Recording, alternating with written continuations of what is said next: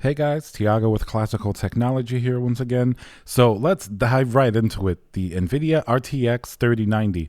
We haven't really been talking about this GPU too much because the 3080 has absolutely stolen the show, not only with the performance that came out, sort of with the hype and with the reviews, but then with the absolutely legendary launch. So let's talk about why maybe the 3090 deserves a little bit of attention. Let's get into it. All right, guys, so if you like my content, remember to subscribe. Makes me super happy. Smash that like button. Leave a comment below. I want to know what you guys think about the 3090. So let's waste no time. Let's talk about maybe a couple of reasons why the 3090 may actually now be a pretty attractive GPU. Reason number one, after the debacle of the RTX 3080 release, basically, if you guys haven't been watching, it was instantly sold out. Now, people are going to blame this possibly on bots, which are pretty much like automatic scripts that make you buy the GPU a lot faster. Basically, you're going up against robots. People are going to blame it on scalpers that want to sell it like on eBay for much more expensive. Some people will even say that Nvidia just didn't release as many just to create some type of scarcity. So all those things aside, the reality is now we sit in between the 3080 launch and the 3090 launch with very few people who were absolutely ecstatic over the 3080 not being able to get one at all, with really nothing in sight telling us when we're going to see more stock. There's always rumors and inklings that it's going to start to dribble out, but we never know exactly when stock is going to be good again. Having said that, I think this puts a lot more emphasis on the 3090 release than before. Previously, let's be honest here, the 3080, $699, bonkers performance, at least compared to previous generations. It really hit that sweet spot for price to performance, and that's what we all really enjoy. 3090 is the Halo GPU for now, Titan level performance, but $1499. That, of course, is going to throw a lot of people off. Not too many people want to budget $1499 for a GPU, which honestly looks like absolute overkill over the $699 3080. And that's where we get into our second point. Having said that, in the regular world where the 3080 is available, the 3090 would be for certain users that have that budget, that can utilize it maybe in content creation, 3D rendering, really crazy high-end gamers that want to do 4K and possibly 8K in the future. Basically things that, yes, they're very important, very demanding, but a much smaller group of people would be interested in it. But now that the 3080 is not available, a lot of these people that would be willing to pay $1,200 or $1,300 for a 3080 on eBay or secondhand, and trust me, I don't advise anybody do that, but there are people willing to pay that much just because it's more performance than a 2080 Ti, and a 2080 Ti was basically $1,200. So as far as they're concerned, they're getting a 2080 Ti level GPU for about the same price. So having said that, a lot of people now are much more willing to pay $1,500 for the RTX 3090 simply because there's no other option. Of course, that's if you don't want to hold on to your current 20 series GPU. I always say, and some people are right, there's no need to jump into the absolute hype and need the latest and greatest thing. You can wait a few months and you'll get yourself a 3080. I promise you eventually they'll be available, but that's not a very satisfying argument. The card is out, people want it. So that's basically what we're dealing with now. A third reason that's actually sort of related to the second reason of the RTX 3080 being sold out so fast, this is going to primarily do with this Founders Edition cooler. Now, this has become some type of like golden standard, sort of that golden chalice. If you guys have ever watched Indiana Jones where he has to pick the correct chalice and he chooses the wrong one, you fall through, you choose the right one and everything is good. So that's basically what this sort of Founders Edition cooler seems to be. In a lot of tests, it seems to perform better, if not at least equal to third-party coolers, while at the same time looking really unique. Not to mention the 3090, if you can fit it in your case, it looks like one of the most huge awesome GPUs that visually we've ever seen. And if the 3080 cooler got good reviews and feedback, I can only imagine how that massive 3090 cooler is going to perform. So that's getting people very excited. And then you put into the fact that it's so scarce, it's much harder to get a Founders Edition rather than getting something like a third party. And then people are really going insane for anything that's rare.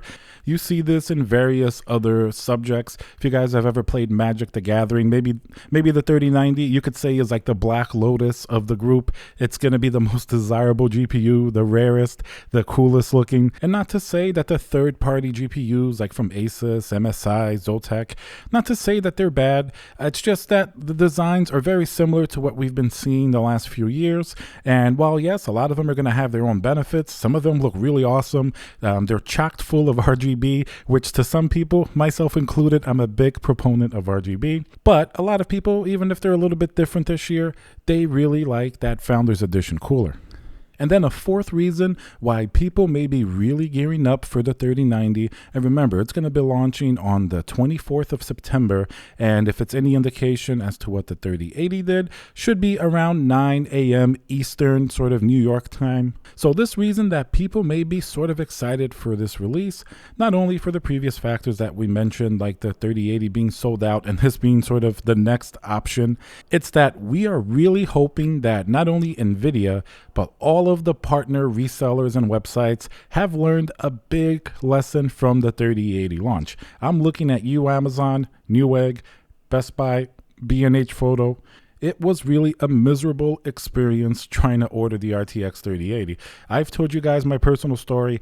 I actually had an EVGA 3080 bought on the Newegg site, and I was so happy. I put everything away. I was relaxed, and I said, all right, so that wasn't as bad. And remember, this was in the first minute or two. I was right there. But then I got that dreaded email saying that it was out of stock and my order was voided. So it was a very frustrating experience. I mean, you guys have seen that across the board. So now we're hoping that Nvidia and these partners have fixed at least some of the major issues that caused such a significant shortage. We're talking about not letting bots buy the cards. That's very unfair with scalpers. You know, those aren't real gamers. These are just people looking to make money off the backs of these cards. It's not fair at all. So hopefully they fix these systems, and then fixing whatever errors or demand issues these websites may have with a large influx of traffic coming in. I mean, if companies, like I mentioned before, like Apple, different companies like that have been able to manage large volumes, why can't smart companies like Nvidia, which actually works with artificial intelligence, I'm sure they're more than capable of producing a very intelligent checkout process that also has some parameters in place to secure the purchase from people that shouldn't get it, limit GPUs, maybe one per user, make sure it's not a bot, make sure it's legitimate people buying the GPUs, because after all, these are the people that are going to go out, sing praises if the GPU was good, or the same people that are going to go out and complain on the internet because there were so many issues with launch. So we're definitely really hoping that this launch goes a lot smoother. I'm sure if you told somebody, all right, you're going to have maybe 3 minutes where you have a very high likelihood maybe you'll be able to get a 3090. At least you're going to have a chance to get it. If you miss it during the 3 minutes, all right, at least it was on half a second, or it went from notified to out of stock immediately. So that's all we want. We want a fighting chance for the privilege of buying a really expensive GPU. I know, it's crazy we have to say it, but that's all we really want. That means no bots, no scalpers, no weird, unfair practices. We just want pretty much a fair shot. Now, a fifth point that we could say, primarily because this GPU was $14.99 on Nvidia's site, third-party cards, of course, are going to be more expensive. Generally, even the RTX 3080s were more expensive than the Founder Edition counterpart. So we can expect some GPUs to be $1,600, $1,700. I'm sure there are going to be special models like the Kingpin that are going to be even more expensive. But having said that, this GPU is more than twice the price of the 3080. So if we combine all these factors of maybe a better launch system, perhaps less people are going to be interested in spending $1,500. They may say, you know what, I'm just going to wait until the 3070 comes out. I'm just going to wait until the 3080 is available in stock. I really don't want to drop twice the price of a 3080 or 3 times the price of a 3070. Most people don't even need that. I made a video comparing the 3070 to the 3080. I made a video comparing the 3070 to the 3080. And of course, the 3080 is going to perform better. It has faster memory. But do you really need that? The 3070 is already performing close to or better than the 2080 Ti. That's more than enough for most people. We're not talking about the highest end gamers with the most expensive systems. We're talking about the main population would be absolutely ecstatic with a 3070. And you know how I know that's true? Because I know myself, I would be happy with the 3070. I have actually done different tests with previous generation 20 series GPU.